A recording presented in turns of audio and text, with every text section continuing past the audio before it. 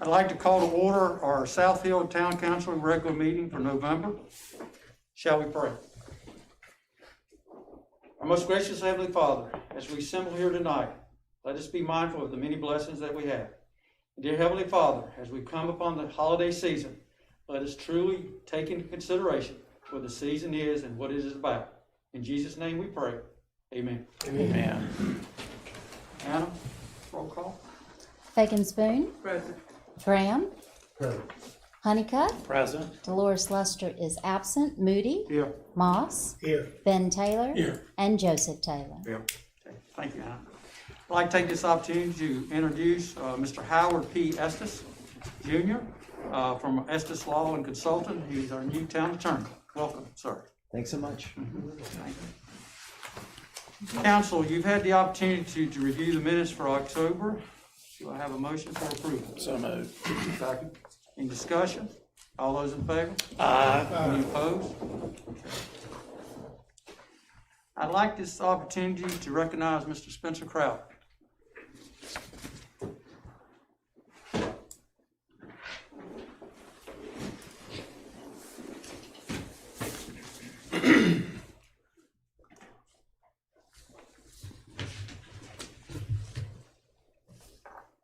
Thank you, Mr. Mayor, council, citizens, and friends. At this point, I would like to ask Steve Watkins to join me.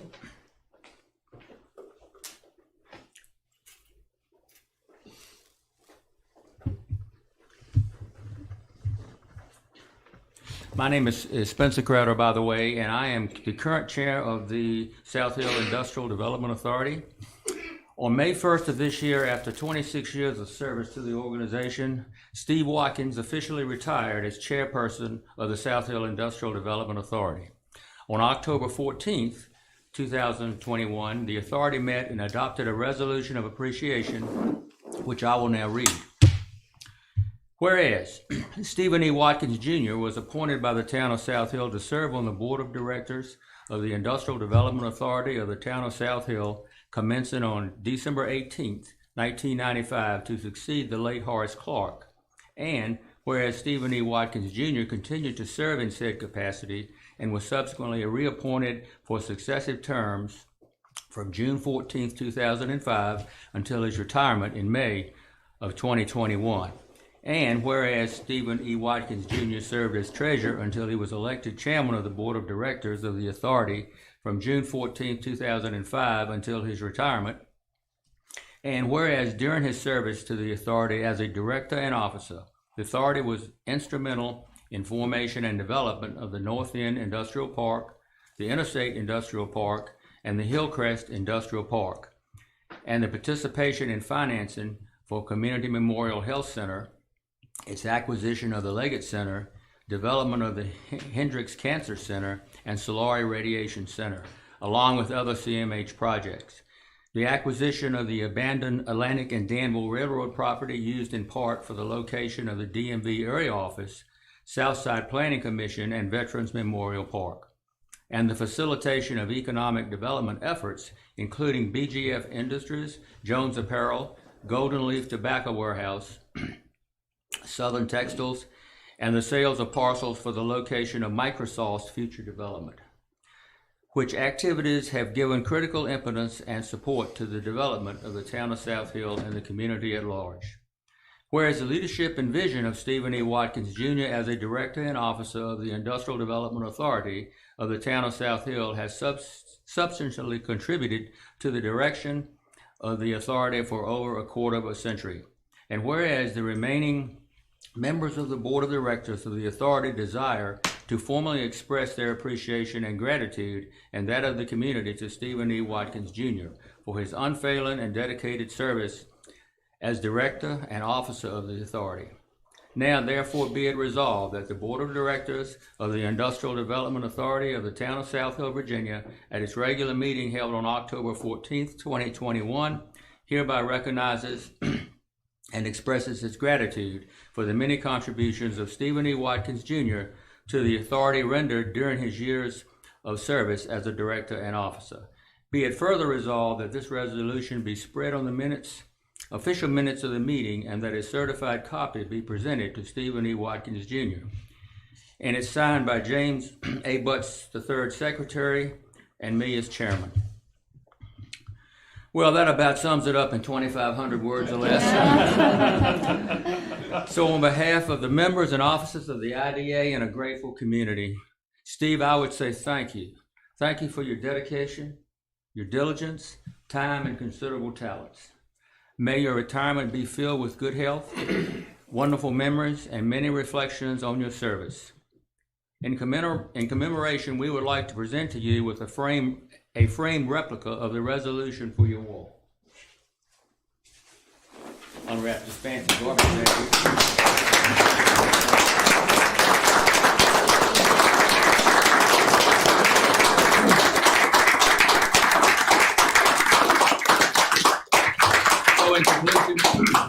So in conclusion, I just want to say, may God bless and keep the phone on.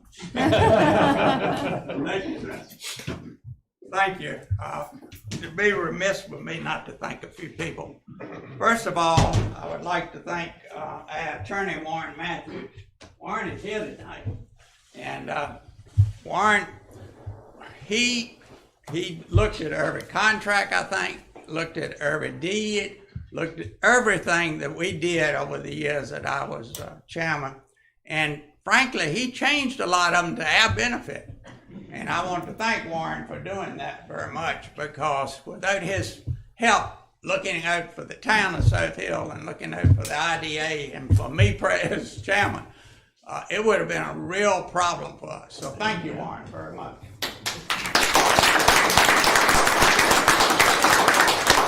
I'd also like to thank Kim Callis for his help. Anytime we called on Kim and asked him a question to get us some information that we needed to have our meeting and vote on, Kim got it. And I can tell y'all, Kim didn't try to put his twist on it. He gave it to us exactly like it was. He did not in any way try to influence us. We asked Kim occasionally his thoughts, and only when we asked him his thoughts would he tell us anything about the information he gave us. Thank you, Kim, for your support and help. I'd also like to thank the board. There are many of them are here tonight. I think just about everybody's here. If the board would stand, I would like to introduce everyone, because this board works for y'all at no salary, and they are appointed to do that. And if y'all would stand, of course, Spencer is chairman, Tyler, Scott, thank you, Scott, and Barbara, Stephen. Oh, I missed one. No, Stephen is our newest one. Stephen is our newest member. I apologize. Thank y'all for those big shoes you left for me. And on behalf of the board, I will tell y'all that the board, they think for themselves. They're not yes people. And when y'all, thank y'all for this. And when we have a meeting, they express their opinion. And they do it verbally. And the good thing about it, when we get ready to vote, they have expressed their opinion, but they think about what's good for the town, and they vote for the town. And we thank y'all for doing that very much. And lastly, I'd like to thank the mayor. The mayor has a job of reappointing us and appointing us. And he doesn't take it lightly. And I thank you, Mayor, for doing that. We've got a good board. This board works hard for town, no salary, no pay, just to do what's best for the town. And on behalf of the town, they have made my job a whole lot easier. Thank y'all, and thank you for the recognition.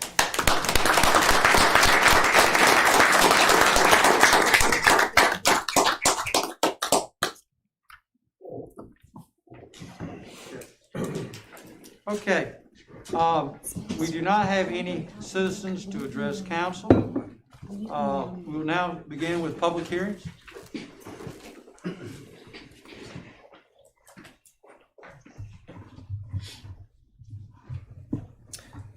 Mr. Mayor, members of council, and of the audience, we published a notice of public hearing in the October 27th and November 3rd editions of the South Hill Enterprise to inform interested parties that our council will hear comments on the proposed repeal of section 4652 of our town code, and that section requires the chief and assistant chiefs of the volunteer fire departments to reside within the corporate limits of the town. And the proposed repeal is at the recommendation of joint legal counsel. So at this time, I would like to open the public hearing for any comments or questions. Seeing and hearing none, we will close the public hearing. And we need a motion. Mr. Mayor, I move to repeal section 4652 of the Code of Town of South Hill. Second. Okay. Roll call, Anna? Fagan Spoon, Yes. Graham, Yes. Honeycutt, Yes. Luster is absent, Moody, Yes. Moss, Yes. Ben Taylor, Yes. and Joseph Taylor. Okay. Thank Motion carries. Okay. Mr. Mayor, members of council, we have a request tonight for a public hearing. The request is from Gyree Construction Company to rezone the property on Raleigh Avenue between West Atlantic and Forest Hill Drive to condominiums R28. This is the proposed representation of it.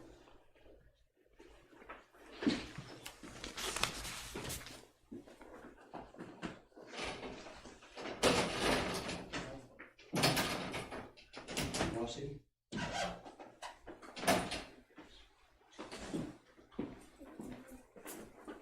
I'd like to open the public hearing for comment.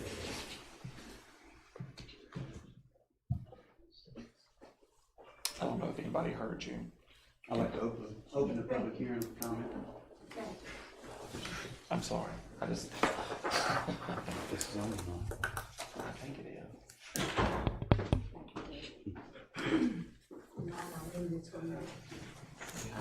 I'm Jean Curry Bagley, and I'm with Exit Realty, and we are working with the buyers of this property. It's a gentleman and his wife that own a very large construction company in Richmond, and they have a contract pending on the property contingent to having it rezoned for townhouses.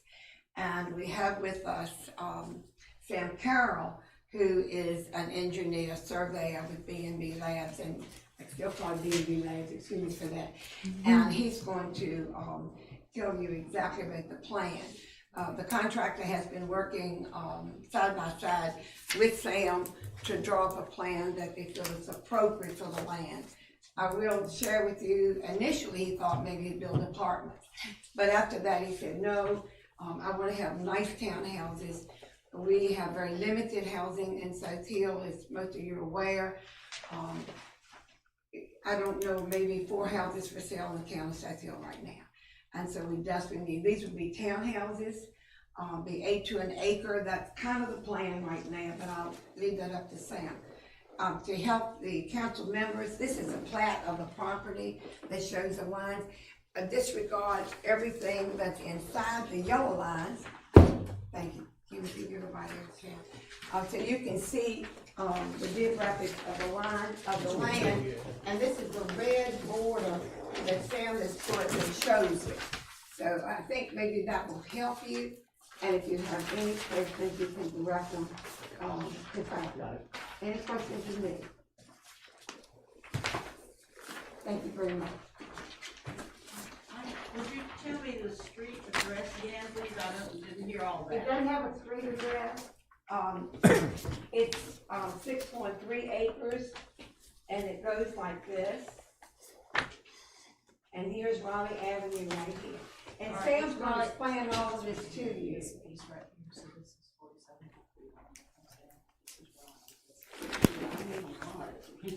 These are the apartments right here, to make it clarify to everybody. These are the apartments here. Castle Hut, not Castle Hut. Yes. Yes, it is, Castle Hut.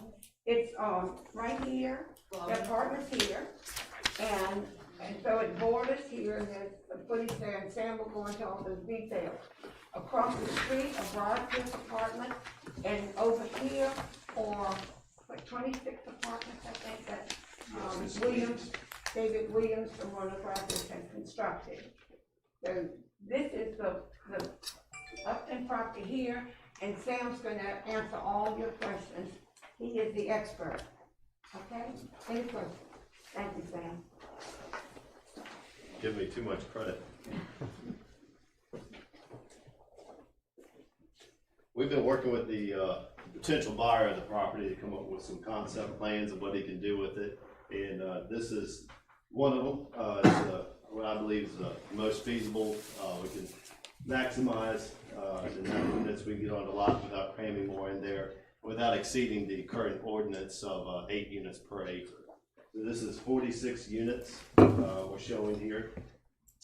If this goes through and he were to construct it, it actually might be a few less units once we get the topographic survey and we start to see how we can really fit things on the property. Sam, I'm sorry, how many did you say, how many units? 46 is the current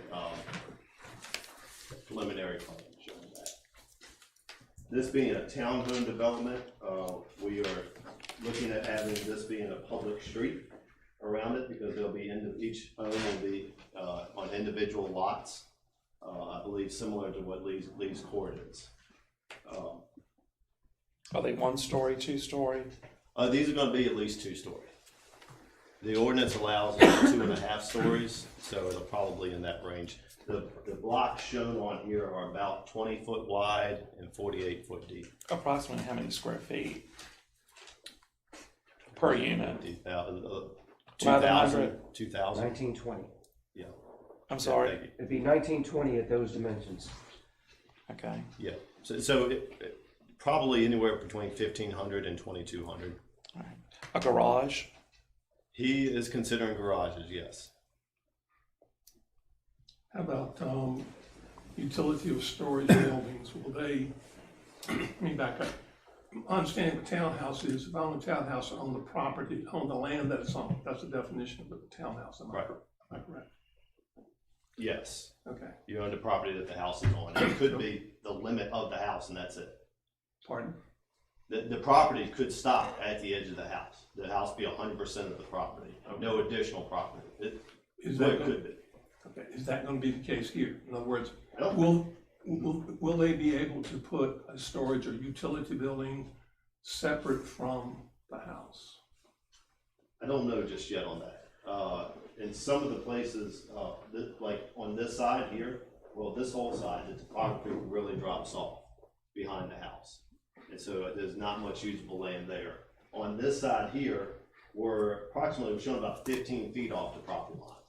Again, not much room there. So I can't speak to what he will do exactly, the developer, but it would be my recommendation that he not allow storage buildings around, just because of the density of how close they'd be together, how little space there is behind the house, behind the yards as it is. Will that be part of the covenants, or how will the covenants be? We don't have any townhouses currently in South Hill, is that a fair statement?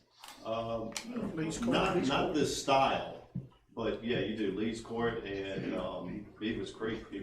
Then those homeowners own the land that their building is on, Yes. in both cases. You might want to speak, if you can, to the homeowners. There should be a homeowners association Homeowners Yes. Association. that would take care of all the grounds and And whatnot, all so. that, very similar to what you have at Beaver Creek and also at Lee's Court. Yeah. All right. So And- would there be fencing in between the houses or any of that? Let me back up a little bit. I misunderstood your question when you asked it. Does the homeowner own the land the house is on? And that's yes, unless that homeowner rented out that unit, but that's not what this is. These are not apartments. Okay, which brings me to the renting issue. Will it be in the covenants how many can be rented and how many will not through the homeowners association? Because I know that has happened before, and it's been a bone of contention. I don't know the answer to that. Haven't even, I have not worked with him on even drafting the covenants. Okay. I do know that's the owner's wish, that once he sells the last unit, he has his name's not tied to this at all. He wants, he's in the business of developing, not creating rental properties. Try not to interrupt you again, I'm sorry. And go back to the. Yes, fence- I'm sorry, yeah. Yeah, go back to the fencing, where there'll be a division between the townhomes. You know, it would probably be nice on some of the backyards to have a little bit of a fence to create kind of a private area, that's yours. However, I don't know that we'll be able to do that everywhere, like along this side here. There's only, yeah, I'm sorry, you can't see that. On some of the property, when we're only about 15 feet off the edge of the property, if you fence those off individually and fire department doesn't have a way to access around the back of the building if one of the units is on fire or something like that, that shouldn't be allowed. So it wouldn't be my recommendation to do that, to allow fencing other than maybe like 5 feet, just 5 or 10 feet away from the building, but not close it in necessarily. So as far, what I'm hearing is, as far as you know right now, there's no plans to put a privacy fencing between the townhouses and the residences next door, the adjoining landowners. There's nothing planned to go in between them. Nothing planned right now, other than this natural wooded buffer Okay. that we have to leave. How wide is that buffer approximately? To me, it looks like maybe 50, 60 yards. In the tightest spot right there, it's about 80 feet, but in most places, it's 120. It goes all the way to the creek? Yes, because that's where the Excuse me, land, I can't hear, excuse me. I can't either. There's a conversation going on here and I Go, can't hear. say that again, please. the land starts to drop off towards the creek pretty significantly. Anybody that rides by and you pull in up there where it's been cleared and you can see how far it drops off to the creek.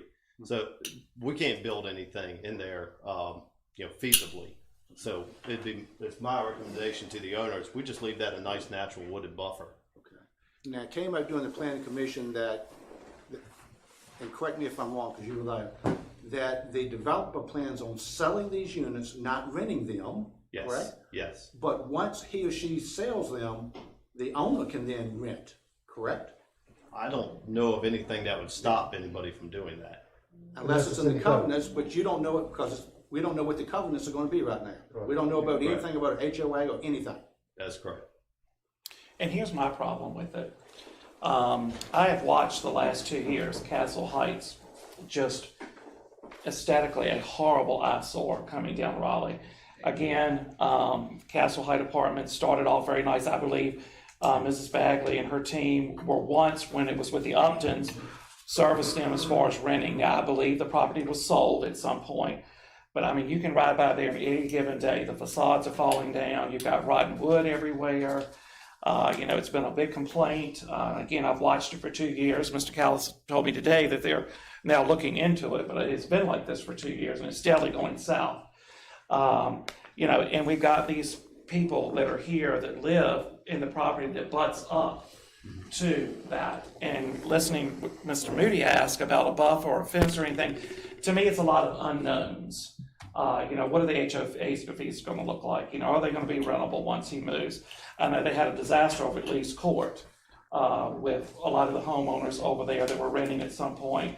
I'm not sure exactly what happened, but a lot of those people ended up having to sell them. They couldn't rent them. I believe it was probably in the covenants that they couldn't do so, is my understanding.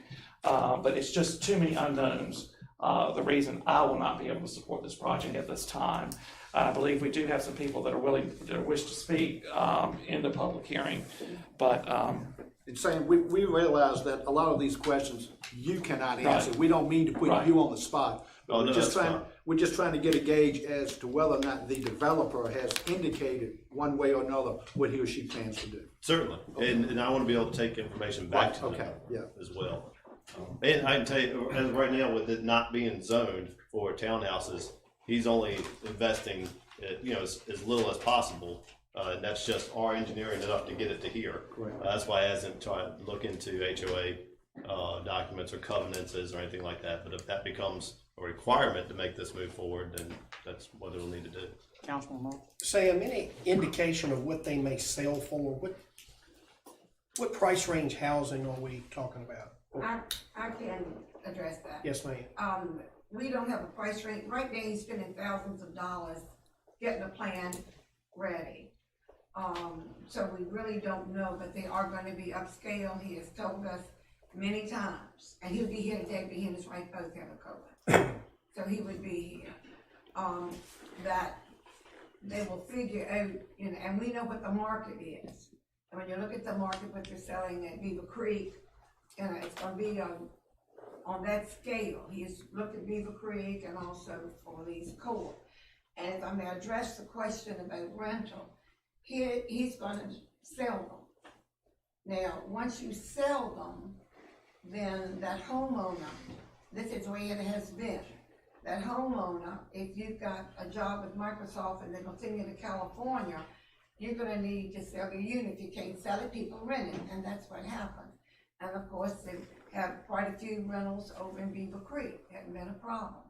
But we can't, he does have an opportunity, if that's what to put in there, that nobody can rent them, then that may not be such a good thing for people that are buying it, that it's subject to transfer. So I'm just laying all that on the table. But right now, he didn't want to do apartments, he wanted to have something nice because of all the homes around it that are upscale and very nice and well maintained, and they're all our friends sitting in this room. And we were very definite about that, wanted something very nice. And they would be, but we haven't gotten the plans yet because we've got to get over the hurdle of can he do it or can he not? And can he not, can we find somewhere else for him to go? And that's a big question too. Ms. Bagley, what is the market at Beaver Creek? The market at Beaver Creek is anywhere, and they're about 12 to 1,400 square feet. And they do have a garage, which they don't have here, and will not have here, and they don't have them over at Lee's Court. Beaver Creek is anywhere, I guess, from maybe 225, could be 270. Okay, all right, well, it gives me a ballpark. And those are renting over there, we just rented one for $1,500, 2 bedrooms. They're 2 bedrooms, 1 bath, 2 bedrooms, 2 baths. And I think about anywhere from 12 to 1,490 square feet. Now, the larger 3 bedrooms, that were the first constructed, there are not many over there, but they are getting a higher rent return right now and are selling higher. But the new ones, I think I'm pretty much the ballpark. Thank you, sir. Thank you. Question, Jane, and you may know this, to your knowledge, would all of these be above ground? Would there be any basements? I noticed there'd be garage, We maybe. don't know basements, I don't think so, Sam. There might be a basement associated with some of these where the grade drops off. Sam is better at that than I. Okay.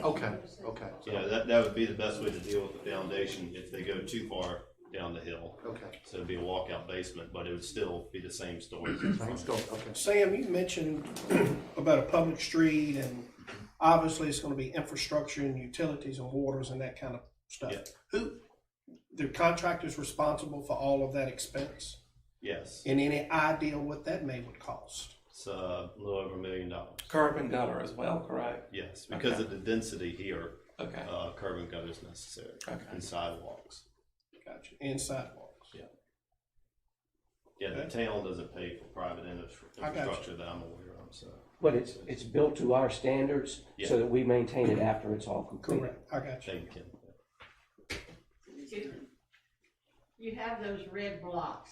Does that represent how many units per red block there are, like Yes, 3, 5, 6? they're broken down, if you look a little closer, each unit is broken down inside of the block. That's a block that has 5 Yeah, units, this particular 7 one, units? has 6 here, Okay, with 6 there, this one's only 4, so it varies depending on the angles and such. okay, I just wanted to see where you're putting everybody. I mean, people and places are gonna be there. Yes, ma'am. Yes, 6 acres of land.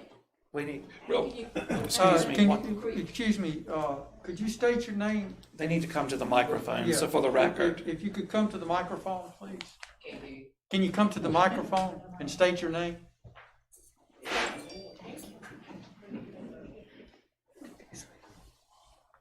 This public hearing. 46 apartments on 6 acres of land, Your right? name, please, ma'am? Ma'am, You need to- your name, please? Rosalie Jordan. Okay, thank you. Yes, ma'am. How can that be compared to Beaver Creek? I was just mentioning townland developments that Southfield has, Beaver Creek and Lee's Court that I'm aware of. I wasn't comparing this to Beaver Creek. The price range? I would suspect starting at 200, but I'm not really certain. I'm not a building guy, I'm the outside, the infrastructure. Okay. Does anyone know the acreage around Beaver Creek? Can you come to the microphone, please? State your name. My teacher voice is not projecting. I can't read that. Thank you. I'm Barbara Nanny, and what was my question? I'm senile too. Where was I going with that? You made me forget. Acreage. Yeah, the acreage. What, does anyone know how much, okay, yeah. If you don't mind, I've served, when I lived there, I served on the board. The original first set of condos were 40. It's exactly 40, and it's on about 26 acres of land. Okay, so you can make a comparison about units per acre that way. Yes, we had 40 units, and that was not including the lofts or anything up on the hill. We were our own association, and we're not hooked to, and they're still not hooked to the new ones that they built up on the hill. We had 40 units, and our original association is 26 acres there. 26 acres, thank you, I appreciate the answer. That's a good point. I forgot about the lofts. That's a little bit more dense development. Yes, sir. And probably a little more comparison of what they're looking to do here. Yes, with the lofts. Yes, sir. If you would come to the mic, please. State your name. I just have, the question is, are these low income, middle income, luxury? From what you're offering, where the acreage around the property doesn't afford you anything. The point of it is, by the time you finish building this, it's going to be totally, how can they live? Because there's nothing there to support the unit where they're going to live. So if what you're going to sell them for, it doesn't make sense.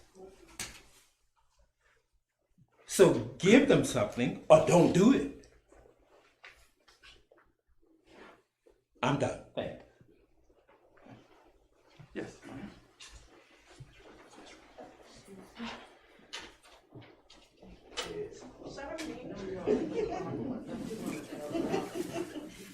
Good evening. Hello. My name is Noreen Reed.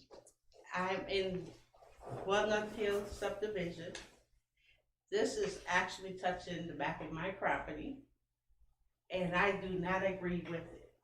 I think it should remain as a single-family dwelling for the 6 acres and no more. Went around trying to get petition, which I'm gonna submit with the names, because our property value will drop if they put in these townhouses. Are they gonna make townhouses comparable to our area? Upscale, where they're selling for over 300,000? And what lot are they gonna give, half acre? What are they really gonna do? Cause this is not gonna work. And they're gonna give an access road to your house. Right, in the back, I already have people walking through the woods. Could you imagine 48 times 2? There's 2 people in the dwelling, plus coming through the woods, getting in my backyard, even my neighbor's backyard. I don't think that would work for us. I really disagree with it. I think the town should really consider what they're doing if they're gonna plan this.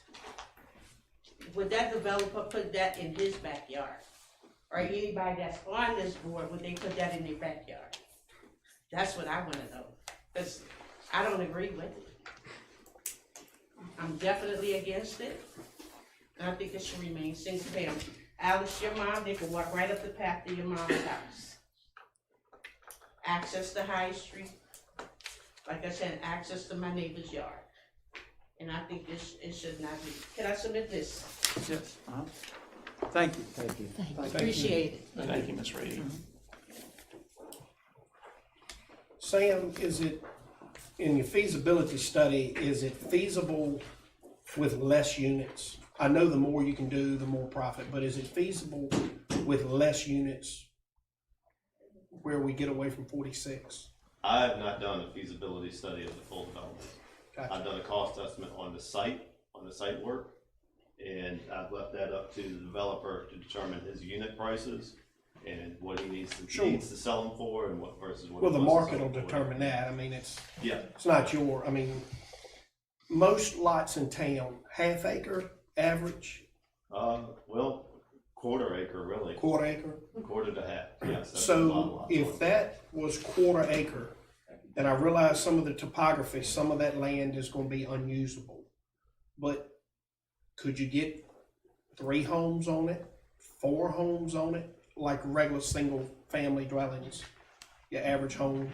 Oh, probably if you were to develop this for just single family homes,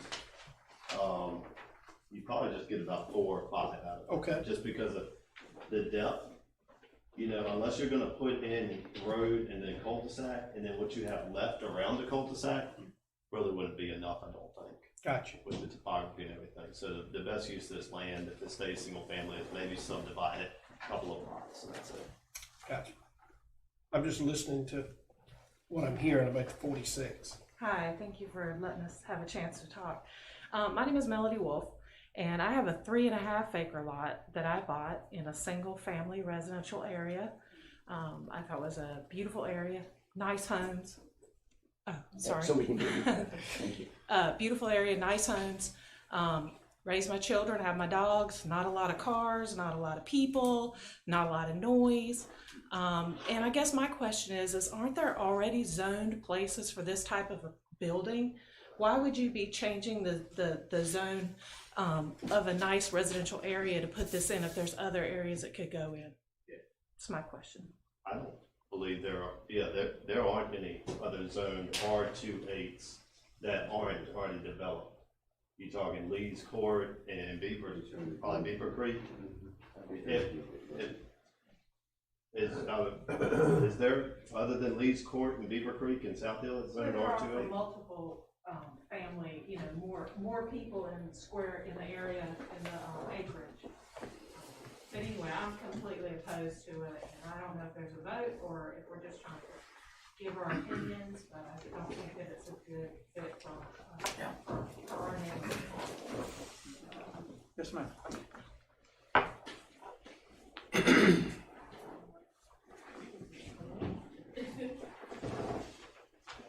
Hello everyone, my name is Giselle Penn, and I don't feel like you could personally answer the question, but with 46 homes, you're now risking more children coming into the area, and what is there in town for the children to do? We have no movie theater anymore, we don't have a bowling alley, a long time ago we had that putt-putt golf thing, but there's nothing. So that means the children are now going to be in this development, outside, more crime, all that's coming to this area with the 46 families, and we don't know if it's selling, renting, so all that has to be thought about, and that puts all of us at risk. So I just wanted to say that. So, Okay. Thank you. Thank you. I concur again. I just would like to see for these neighbors who I was a part of some years ago, to maybe, I went to single family dwellings, 4 or 5 houses, nice homes in there. Because again, with the startup of Microsoft and where they're bringing to South Hill, it's going to be, we're coming in with families, and if I had 3 or 4 children, I wouldn't want to live in a condo. I would want to have some room for them to run around and play, and I really am concerned about it budding up to all of these persons' properties and what it could bring. And I just really think we need to take a good look at this and think really hard before we no question, Mr. Mayor, I think we have a housing crisis. As Ms. Bagley said, it's 4 houses for sale in town of South Hill. I'm just not convinced that this is the best project in that location. I haven't been, and so many unknown questions. And Sam it's not maybe up to you to answer those questions. I get that. So again, we're not trying to put you on the spot, but it's so many unknown questions. I just don't think it's the right fit for that area. I think if we can hold on to those thoughts, we need to see if anyone else wants to speak, any citizens, and then once the public hearing is closed, share those. That's the appropriate time to share those thoughts. So David? Any more comments, concerns? I'd like to make one more comment.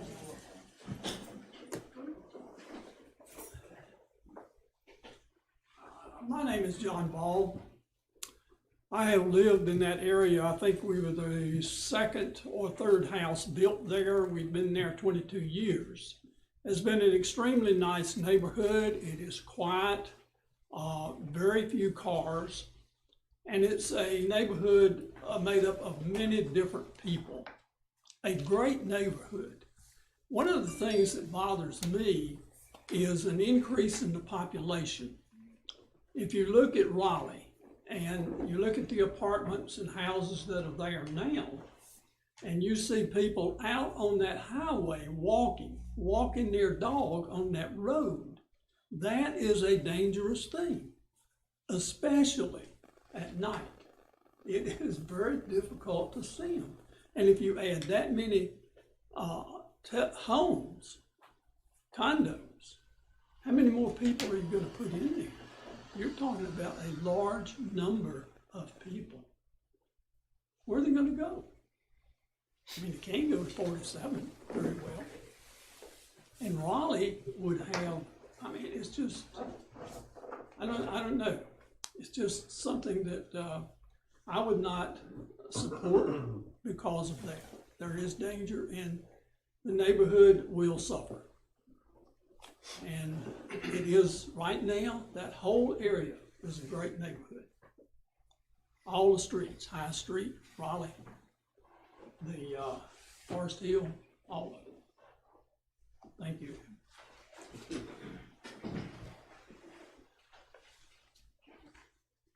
Good evening. Good evening. My name is Michael Reed, and I too live, that was my wife, Noreen came up. And I just want to echo on, I oppose the request that's being made for rezoning. One, because I bought my home, I invested as an investment, and when you consider reselling it, the resale would not be there because I drove around the area, went to Walnut subdivision, down in Pettistown, the subdivisions around there, looking for an area where it's secluded somewhat, not overpopulated. When we were looking for that in mind. Now, if I put my home up for sale, someone's driving the area, they look at a multifamily or unit congested area, it's a turnoff. So my property value will go down because of that. And I request the town to really consider that and go with single family dwellings with the space that's allotted, and everybody will be happy. Thank you. Yes.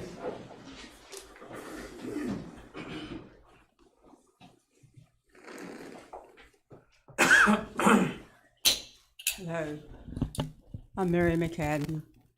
My husband and I bought our house on Forest Hill Drive 20 years ago.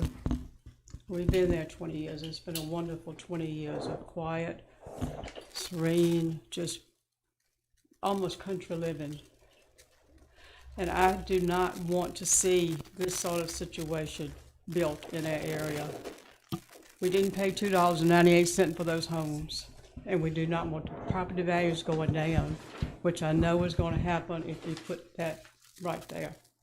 It's not good for anybody concerned. I have 10 great-grandbabies, and they like to come play in my yard, and I can't see having all of that that close to my house. In my opinion, it's not a thing to do, it's not a fit for the area, and no one that lives in that area or anywhere close on Raleigh, Forest Hill Drive, or any of the other places want this property here, in my opinion. I think it's a detriment to the town. I think it's a detriment to your loyal people who live and you all serve, and we appreciate all that you do for us. But I think that you need to think about that more than once before we make a decision. And in our opinion, the decision should be no. We do not want this. It's not gonna work. And thank you for your time. Thank you. Thank you. Understand?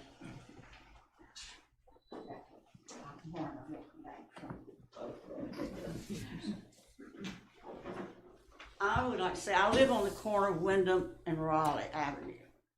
And when we first moved there, about 50-some years ago, we didn't have any noise. And now we have these logging trucks. Oh, yeah. They go from Chapter over to 47. Mm-hmm. We have a lot of traffic already on Raleigh Avenue in that little section right there.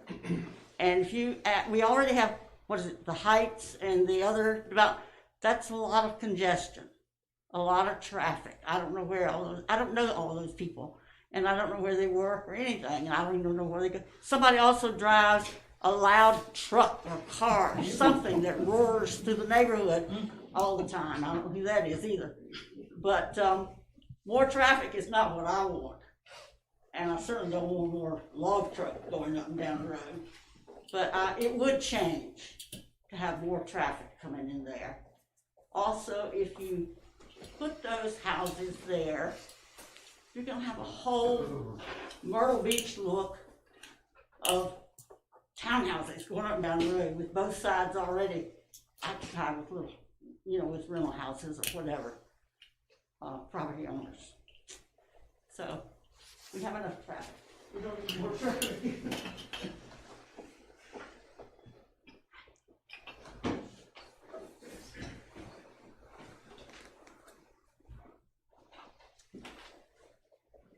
Good evening. I'm Louise Ogburn, and I'm a latecomer to this area, Forest Hill. And I moved there because I'm a widow, and I know you fellows keep tired of hearing things like that. But I felt safe, good neighborhood, good folks, supporting each other. And in all respect to Jane, there's no way in the world you could compare this to Beaver Creek or to Leeds Court, I don't think. I just don't think the quality is there in what you're proposing to do. Too many units, too small of area.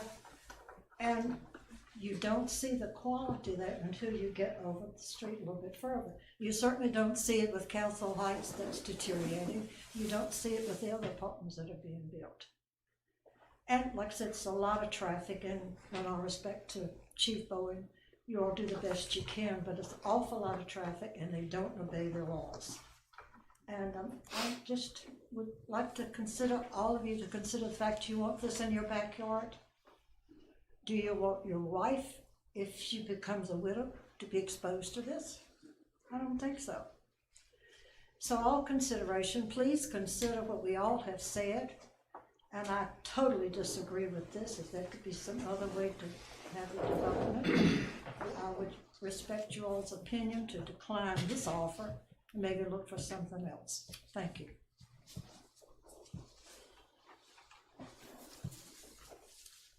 Any more comment?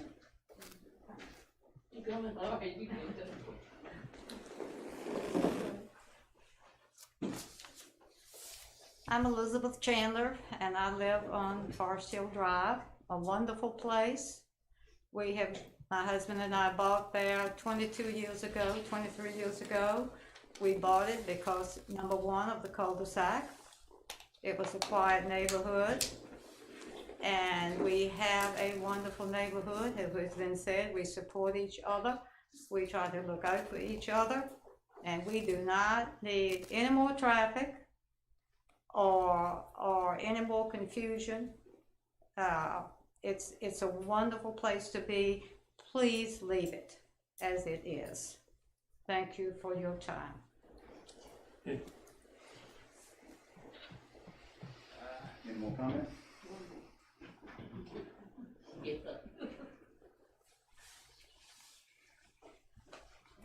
My question is this. Who is gonna pay $200,000 for a house?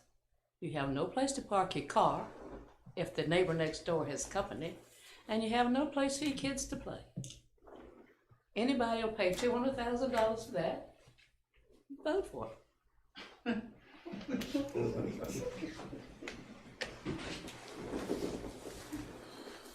Any more comment? I'd like to close the public hearing. Thank you all. Thank you, Sam. Appreciate it, Thank you. Sam. Thank you. Answers, Sam. And thank you to each person that has come today and tonight to speak. Thank you very much. This is what the council needs to hear. With that Okay. being, Yes, sir. I think with that being said, I'd like to make a motion that at this time we deny this request to change the zoning. I think if they were to come back with examples of single-family housing on that land, I think that would be more appropriate than what they are setting up at this time. Second. Okay. Roll call, Anna? Fagan Spoon, Yes. Graham, Yes. Honeycutt, Yes. Luster is absent, Moody, Yes. Moss, Yes. Ben Taylor, Yes. Joseph Taylor. Yes. Okay, the motion has carried.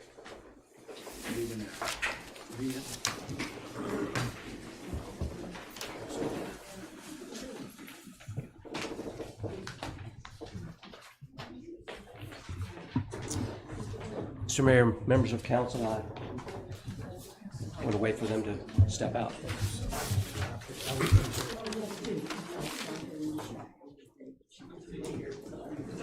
Thank you so much. Thank you for coming.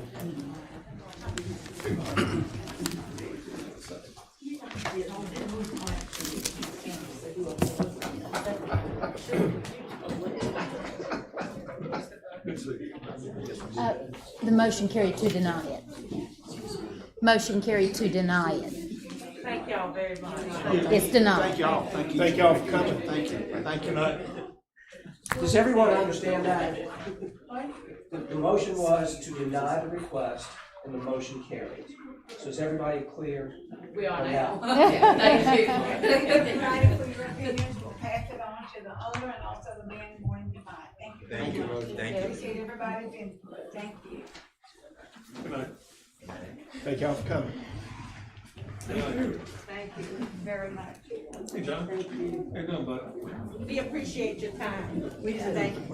Thank you for your time and coming. No problem. Thank you.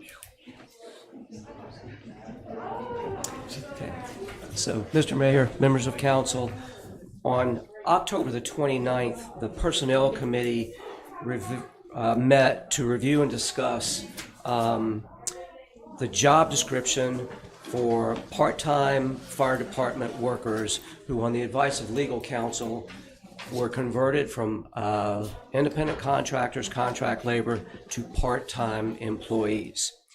And the job description is in your package, and the committee recommends approval of that job description. It has been reviewed by HR, the fire department, Versa, and legal counsel, and they're recommending approval of this job description for the part-time workers, and that budget line item in the fire department 10-10122-1006 be revised to state salaries part-time. One question I have. On the special requirements, the age limit is 21. Why is it not 18? Is there a reason? What's the difference, 18 and 21? Can you speak to that, Carol? I'm even, where are you looking? Special requirements? It's on the last page. It may have something to do with insurance, but I don't know. CDL? Special equipment that they're required to operate. Thank you. No, that's fine, thank you. So we need a motion to, So moved. Second. Okay, any discussion? Yes, I'm sorry. And, Mr. Council, when was the first date of the first part-time or whatever we had? Would that go all the way back to 1986 when this first came about? We've had workers over there since, I don't know. I could not answer that without researching it. Okay, all right. All right. Thank you very much, appreciate you. Thank you.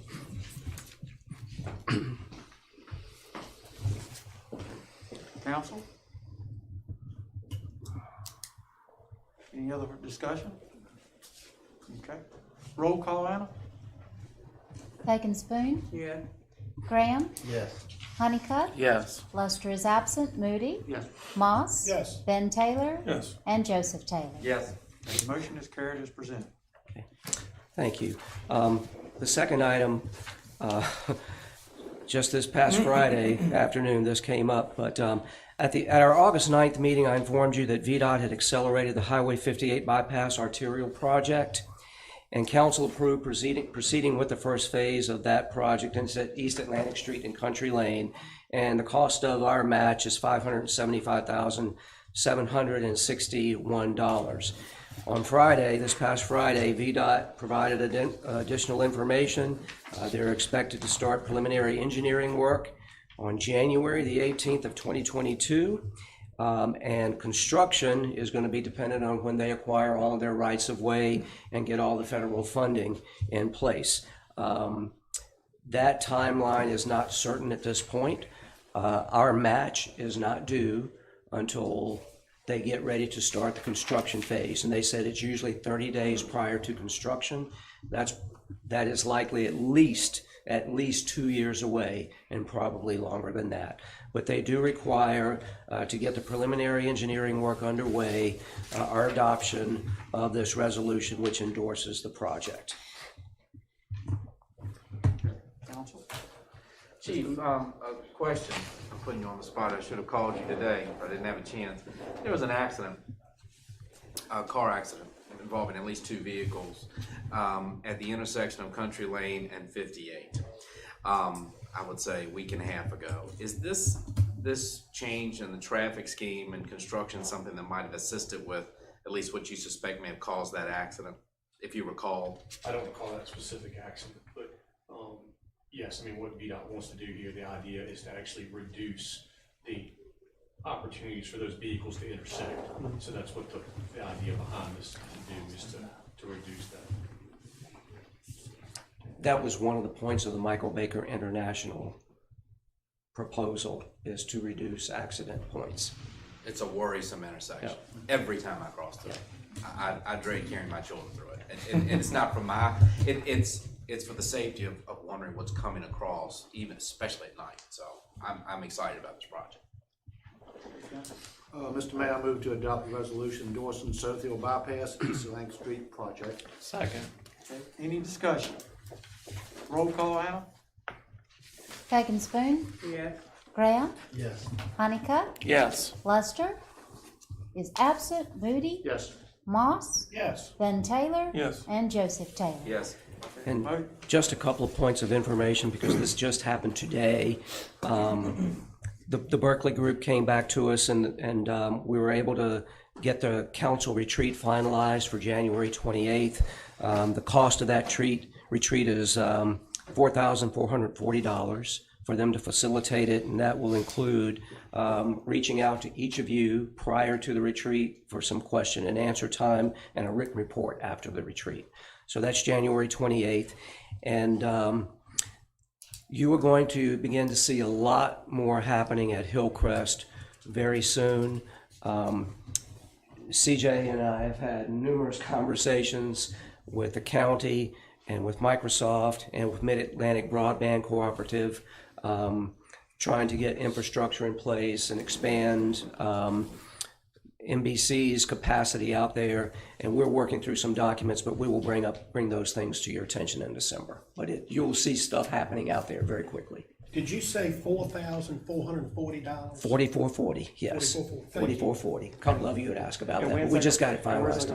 It's going to take place in the large conference room at the library, and it will be advertised. The public is welcome to attend, but not participate, ask questions. They can observe.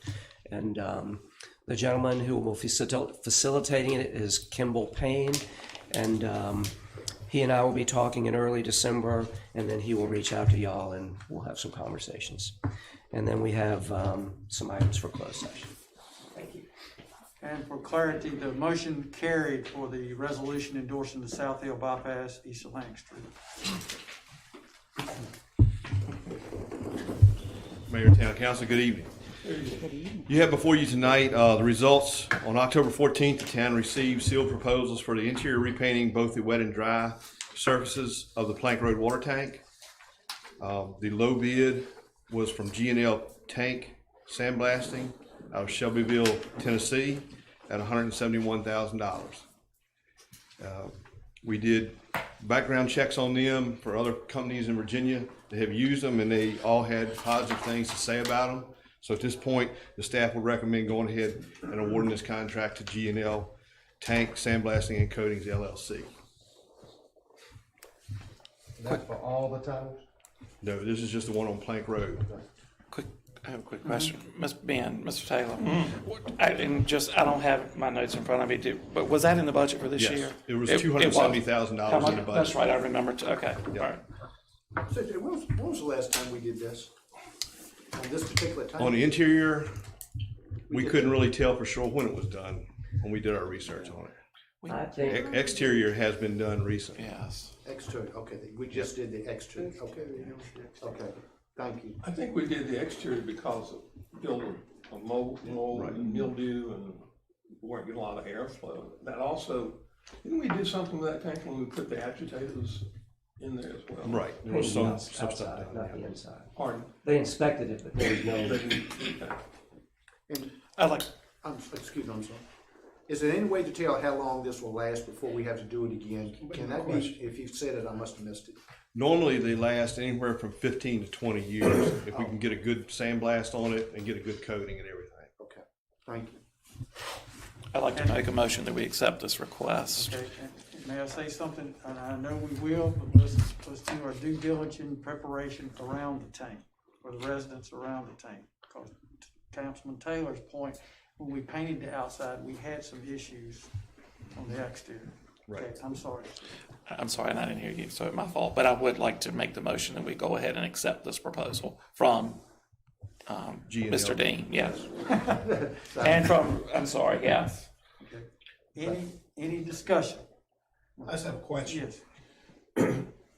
CJ, on a contract like this, is it any kind of warranty with their work, or you mentioned that 20-year time period? Right. The town normally gets a 1-year contract, a 1-year warranty when we issue contracts on anything.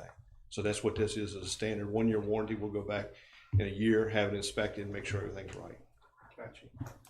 And just timeline, if it's approved and whatnot, when you estimate startup? We've got to get them in here and set up a schedule because we're going to have to work with Roanoke River Service Authority and others, the fire department, everybody like that, because we're going to be lower in supply of water. So Okay, all right. How long do you anticipate that to take? hopefully 30 days. Okay. In the wintertime, it might take a little bit longer for paint to dry and stuff like that. So.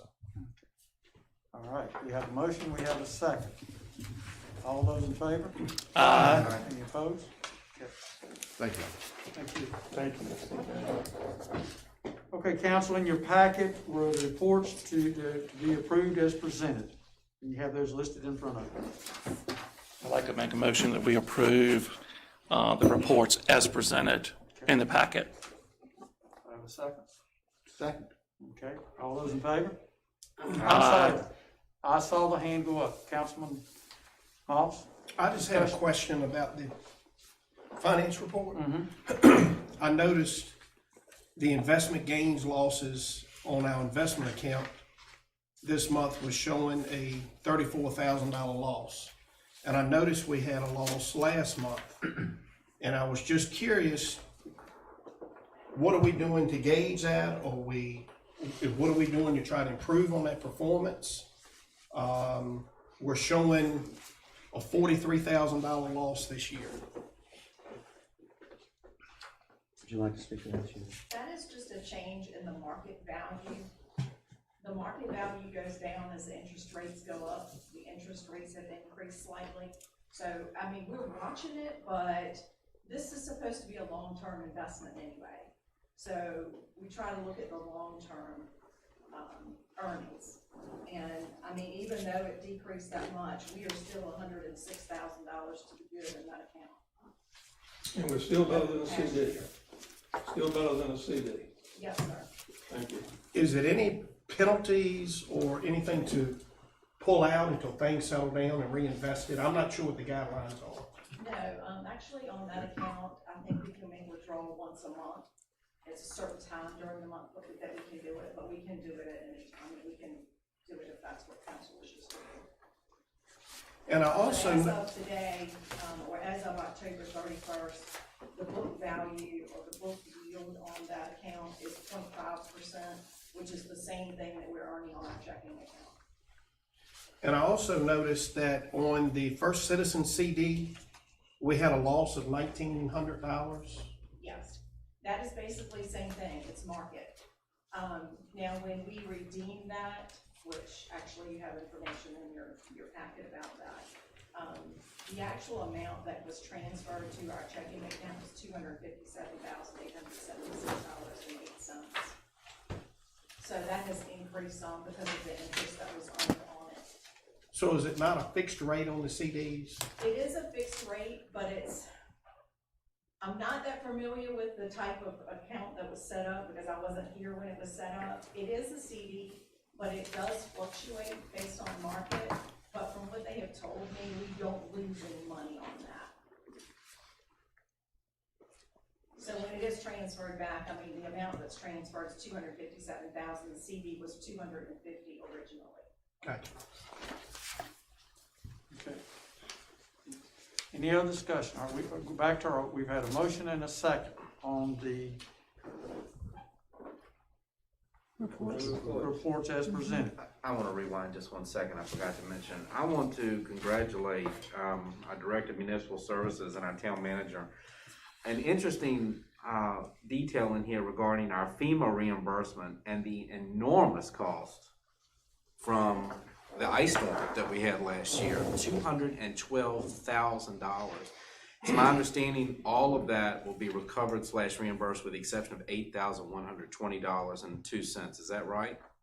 That's what we're anticipating. That is an incredible administrative accomplishment. I feel like that would have been an enormous hit to our budget. And I thank both of you for working very diligently to make sure FEMA picked up the tab and we could get those funds recovered as best as possible. It was a milestone event for our town. Thankfully, it won't be for our budget. So thank you. And to echo, and hopefully we won't have to endure it again. Correct. Okay, we have a motion and a second. Any other discussion? All those in favor? Any opposed? Okay. Kim, maybe if you could, maybe I'll take a look at that account and see if it's anything that we need to do on adjusting that one account. Okay, we'll look at it. Thank you. You're welcome. Okay. Council, any committee reports? Okay. Any old business? Any new business? Yes, sir. I got 2 items. First of which, do we have, Kim, I probably should have called you and asked you about this, but do we have an update of where we are with the Colonial transferring over to that nonprofit status? I know they said it was going to take about 30 or 60 days, and it's been almost a little over 5 months. No, it didn't take long for them to submit the paperwork. Now everything is in the IRS's hands. So once the CDA has done everything that it needs to do, the moment that the IRS grants the nonprofit status, the next day it can happen. Oh, okay. The next day. If it's a weekday, it can happen. The CDA has made all the motions and authorizations, but the attorney, Mr. Reinhold Hoover, said that it would very likely be the end of this year or early next year before we get that determination from the IRS. Okay, and that's the one that's handling that part of the nonprofit part of it, or? Well, once, that is when the IRS will determine that the Colonial is a nonprofit, and then everything can be assigned, that the CDA has can be assigned to them, and the Colonial will come straight to the council for budget requests and things like that. Okay, all right, thank you. The next thing, and it's been going on for some months, and I'm gonna put it out there. I talked with Grady Waters last week, who's the president of the South Hill Volunteer Fire Department. And just for clarification, because I know the newspapers weren't exactly right as far as where we were with I'm not sure exactly what the town has spent or what the fire department has spent on legal fees. And what I see, in my opinion, is a gross conduct of errors that have trickled down over the years. And Kim, that's why I asked you about when this all started. And I believe, if I'm saying correctly, that it was 1986 when we first hired a part-time helper, or whatever you want to call it. They have always been considered employees. Right. Until the pandemic. Right, correct. So, with that being said, to date, the fire department has paid in shy of $200, $18,000 in legal fees to ward off speculations, accusations, and I believe that if I were in their shoes, if someone had accused me of breaking laws, not handling situations properly, I know without a doubt I would have sought counsel to protect me as well. It's my understanding from Mr. Waters that they need safety equipment, they need air tanks, and they have used some of those monies that they would have purchased gear with to pay Mr. Sparks that almost $18,000. I think we owe it to these boys and women because, again, at no fault of their own were they put in the spotlight about what they may or may not have been doing. Was it legal? Was it not legal? We didn't know at the time. It's taken us a long time to get to this point. I think that's another way for us to bring closure to what happened with that fire department. So I would like to make a motion this evening for a roll call vote to encompass and pay the fees, not only what's accrued at this point, but any outstanding fees to close this chapter, this really nasty chapter that happened to our local boys and girls who are,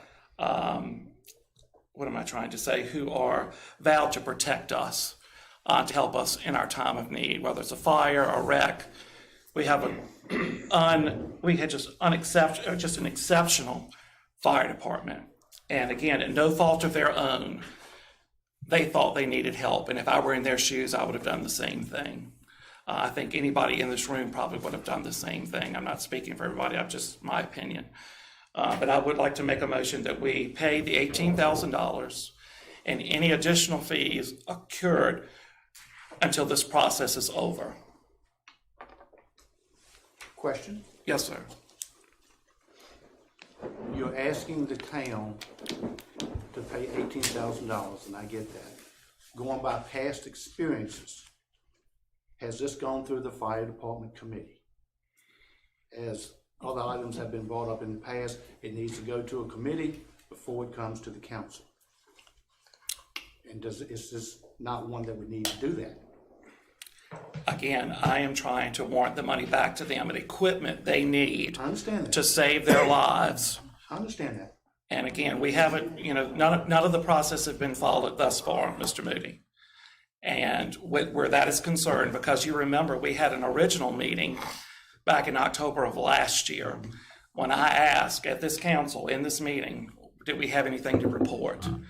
And at that point in time, it was no. And I felt like a lot of this could have been scratched at that time. With all due respect, it is my belief that they need to be compensated for a gross misconduct of errors that has happened here, that warranted them to have to go out and seek legal help. I'm not saying I'm opposed to it.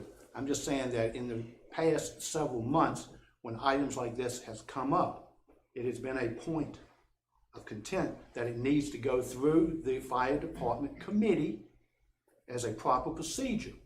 Now, whether it was done in the past and it was overlooked, so be it. But since that point, since that time it's been recognized by the council, we have taken it back to the fire department committee.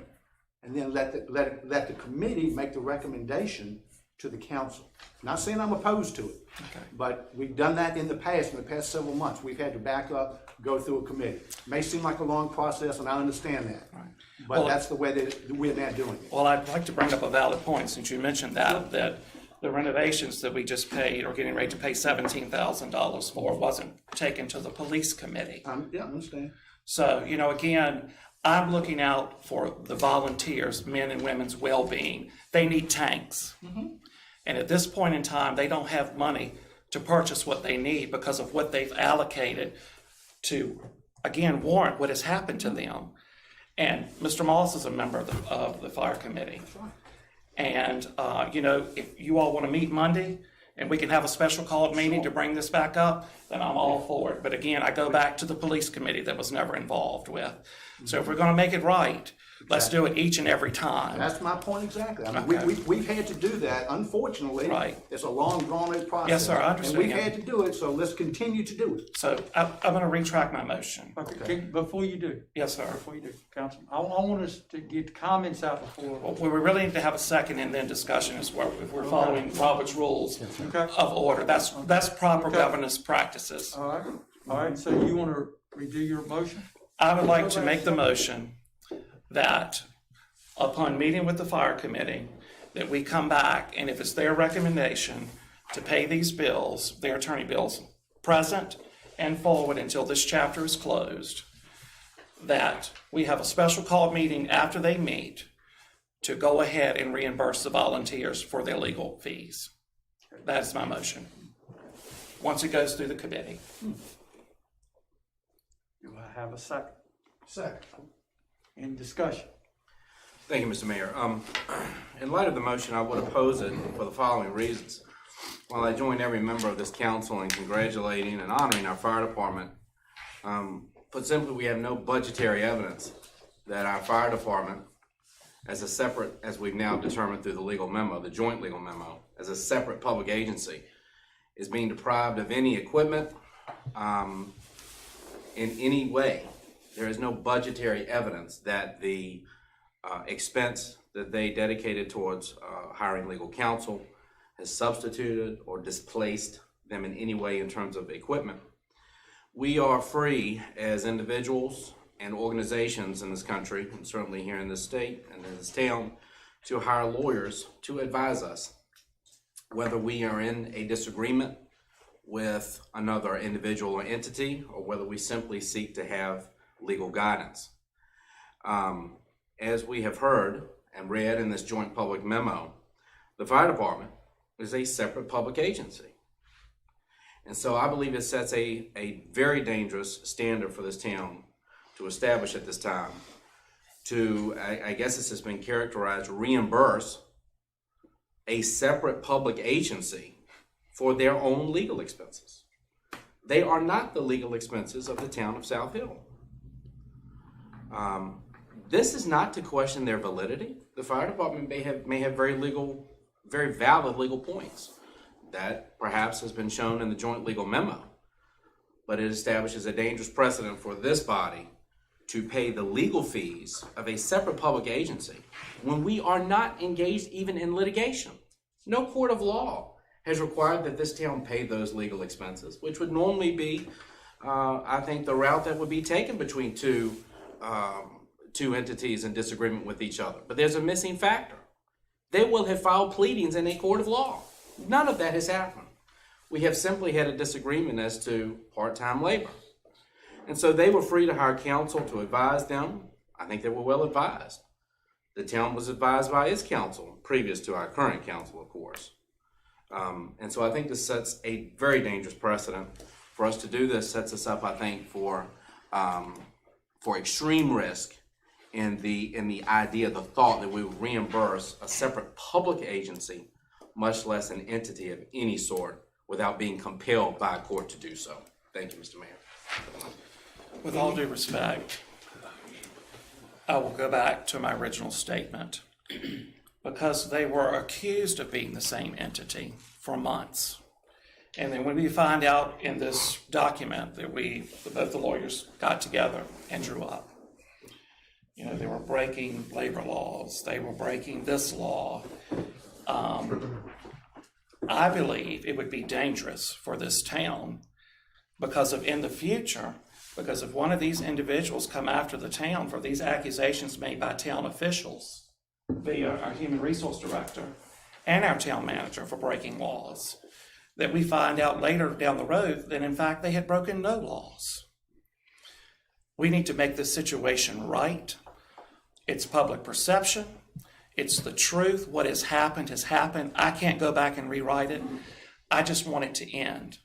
And I think for us not to accommodate them for the countless hours, time, saving lives. Look what they just got awarded with on that accident that they were persecuted about on Interstate 85.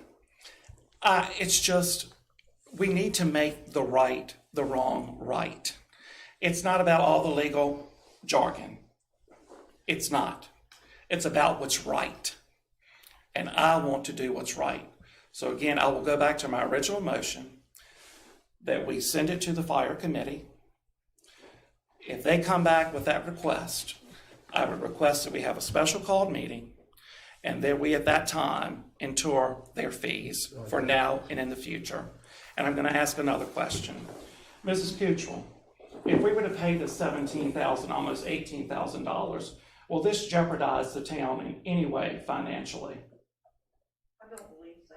Mr. Callis, if we were to pay these legal fees for the fire department, would this jeopardize our town in any way financially? I don't think so. Okay. I have a question, I have a comment after Mr. Mayor. Mr. Estes, Yes, sir. as legal counsel, would this be something that you can address? Or If- let it go around right now? I think that this might be one thing we should be talked about in closed session when we're talking about breaking laws and allegations like this. This is public knowledge. Thank you. But the idea that there's some type of culpability or liability for the town, and potentially an open matter. I think paying the legal fees in this case, when you've got, as Mr. Honeycutt had raised, is that you've got the potential of litigation against the town. And paying those legal fees could demonstrate some culpability or liability for those, for that, because they're reclassified as part-time employees. So I think that's one item. Secondly, the idea about an open-ended budgetary and appropriation of funds is not appropriate for a public body. You have to have an invoice, review the invoices, approve those. You're not privy to what that $18,000 represents. Thank you. Would you think that even, we have a motion and a second on the floor. If this does pass, then we can discuss it further in closed session, or what do you think with the proper procedure? And I understand what you just said, that present some type of evidence about the funds. I mean, understand that. As I understand the motion presented, the motion is to send this to the fire committee, and you all could have deliberations at that point. Okay. And I think that's certainly appropriate. Okay. And you had it? I think, Mr. Mayor, the other comment I would have is, it's been suggested that this reimbursement makes something right.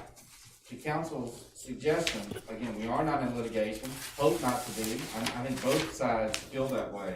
But there's also zero assurance that by paying $18,000 of our taxpayers' money, of our constituents' tax money, of having paying $18,000 of that to a separate public agency, we head off at the pass, future litigation.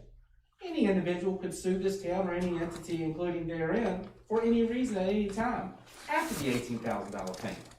And so the thought that there's a quid pro quo is completely false. That accomplishes nothing in terms of preventing someone from suing the town. I can assure you that I am going off of the mass majority of who put me in this seat, that they want those fees reimbursed. They're the citizens of this town who love that fire department, and that's who I'm speaking for right now. Probably close to 200 of them, at least. And 70 put me in this seat, so 200 is a long number from 70. Okay, we have a motion, we have a second. Any further discussion? Repeat the motion again, please, sir. I'm going off of Mr. Councilman Moody. Totally agree. Respect you. So my motion would be that we send this to the fire committee and that the fire department committee talks about this and deems whatever they see fit as far as paying the legal fees of the $18,000. I'll cut it with the $18,000. I won't say any future fees, but the $18,000 that they've concurred so far. And then if it's their will that they want to come back, that we hold a special hearing to pass those funds to reimburse the fire department for their legal fees. And we have a second. Oh, wait a minute, not necessarily to pass, because people may not pass it, to go back and revisit the recommendation of the committee, I would think. Or if it's the recommendation of the committee that we pay the fees, that's my recommendation to the Now committee. we'll have to come back to council. That they'll come back, yes, sir, that they come back, yes, that's what I mean, come back to council. come back to council, and at that point, the council votes on whether or not to approve the money. And I'm assuming that you want to have a special call meeting to expedite that vote, That's if what- that's the way it. That's what I've asked for. So if the fire committee could possibly meet maybe Monday next week? I'm on vacation. I won't Okay. be back until the 22nd. Okay, well, at the next earliest convenience that the committee can meet to reimburse these young men and women. Can other staff No. conduct the meeting? Town manager should be at all committee meetings. Okay. I agree with Councilman Taylor, that we do need to see evidence of invoices and paid, and reconcile that account. I do agree with that, and I think it would be proper procedure and policy for us to follow that. And I want to make clear, and I appreciate, I want to make sure I'm clear. I don't want to confuse the body. I'm not suggesting that the content of the legal bill matters to me. There is no budgetary evidence that hoses weren't purchased, fire trucks weren't purchased, that our budget didn't provide what we have done, supposed to have done throughout at least my term, and I think it's happened in decades before. There is no evidence of that at all. If the bill was $100,000, my point would be the same. It sets a horrific budgetary precedent for this body to pay a separate public agency's own legal fees. That would end my comments. Thank you, Mr. Mayor. The only, and I don't mean to say argument, my only comment to address that is, I feel like if the town or Shep Moss causes harm or damage or causes someone to go out and incur fees, then I would feel responsible for reimbursing those fees. And I think the hope is to keep it out of litigation. And this may be a way to do that once everything is verified. And maybe it includes a non-disclosure, I don't know if that's possible with public funds, but it can include some type of agreement that this is resolved. I don't know legally what is possible with that. We'll have to be advised, but that would be something that myself would be interested in seeing what can be done if this is ended. These are good comments. They're really good comments, but we really, at our attorney's advice, a lot of these things, we need to let the committee meet and then bring this back, because very well may need to be discussed in closed session and then come back into open session for action. Okay. We have a motion and a I second. call for the question, please. Okay, do I have a second? I second that. Okay, all those in favor of call to vote? Of all those in favor of call to vote? Aye. Say aye. Call to vote, okay. I didn't understand that. No, it's we've got a call to vote, and I got a second, so we're agreeing to To bring. end the discussion. Correct. call for the vote. I Yeah, got you. Two separate Okay. matters. I got you. All right. I just want to make sure I Two separate understood. matters. And so now you're gonna call for the vote. Yes. I'm sorry, I didn't understand it Yeah, either. I'm sorry. My fault. All right, so Anna, in your words, repeat Councilman's motion, so we're clear, please. Well, upon meeting with the fire committee, if they are in agreement, they would come back with the full council to a called meeting to reimburse the $18,000 to the volunteer fire department for legal fees. Yes, ma'am. And it was seconded by Councilman Moss, okay? Roll call, Anna. I'm sorry, Councilman? I'm just thinking too, it may, if you're gonna be out of town, this may give them time to prepare documentation, and maybe Mr. Callis or whomever can reach out to them to All right, notify them that this is okay. coming. All right. Roll call, Anna. Fagan Spoon, No. Graham, A yes vote moves it to the committee, correct? yes. Yes. Honeycutt, Yes. Lester is absent. Moody, Yes. Moss, Yes. Ben Taylor, Yes. Joseph Taylor. No. Motion has carried. Okay. All right, any other new business? No, sir, I don't have. Okay. Council, I would entertain a motion to convene in closed session to discuss the following as submitted by Virginia Code Section 2.2-3711. Real estate matter involving the disposition of surplus property, a legal matter involving a potential vendor dispute, and a legal matter involving FOIA, and a personnel matters involving FOIA and employee safety and welfare. So moved. Second? Yes, sir, second. Okay, all those in favor? Aye. Okay, any opposed? Okay.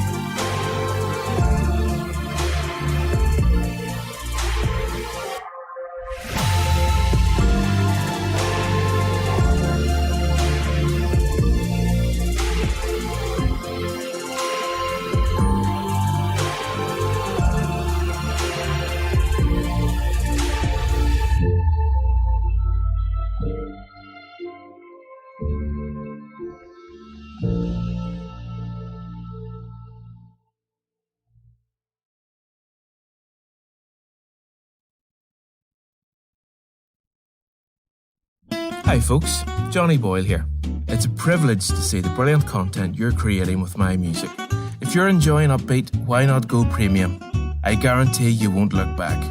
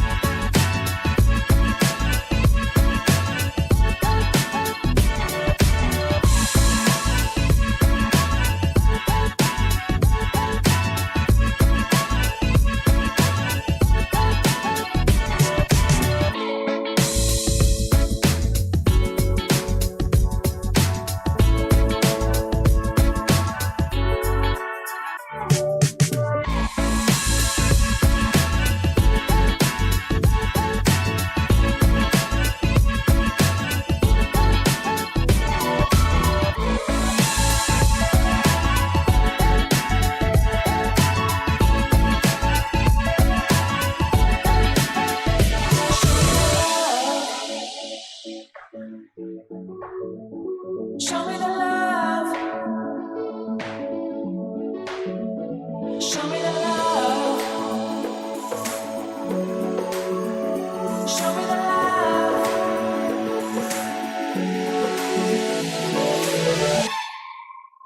Come show me the love. Show me the love. Show me the love.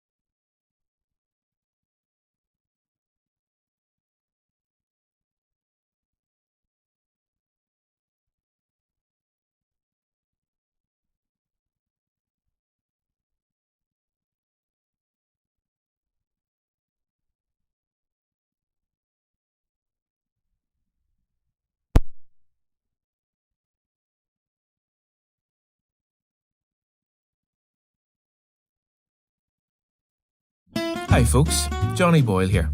It's a privilege to see the brilliant content you're creating with my music. If you're enjoying Upbeat, why not go premium? I guarantee you won't look back.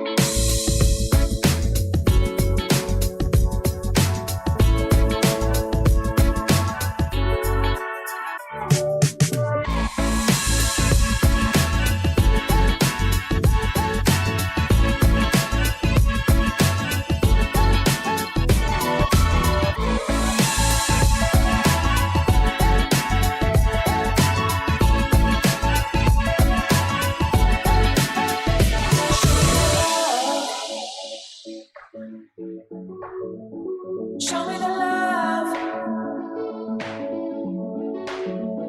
Show me the love. Show me the love.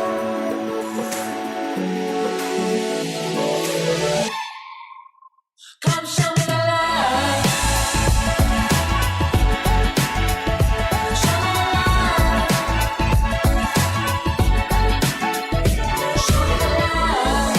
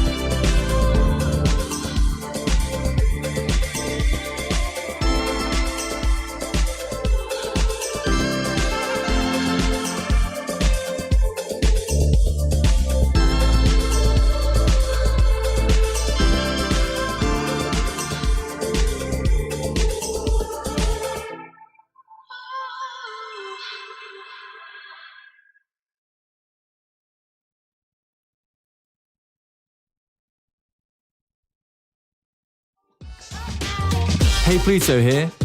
Shout out to all you wonderful creators for coming to Upbeat for your music. Keep doing what you do and help support us artists by upgrading to Upbeat Premium now.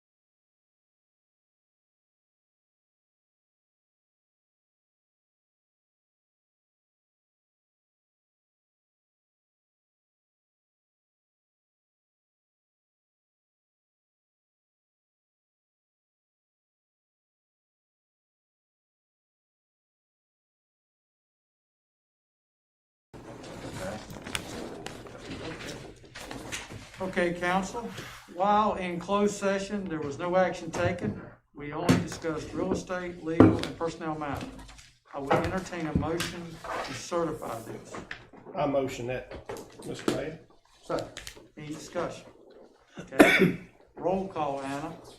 Fagan Spoon, Yeah.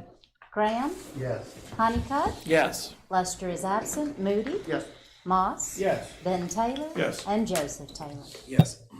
Okay, meeting adjourned.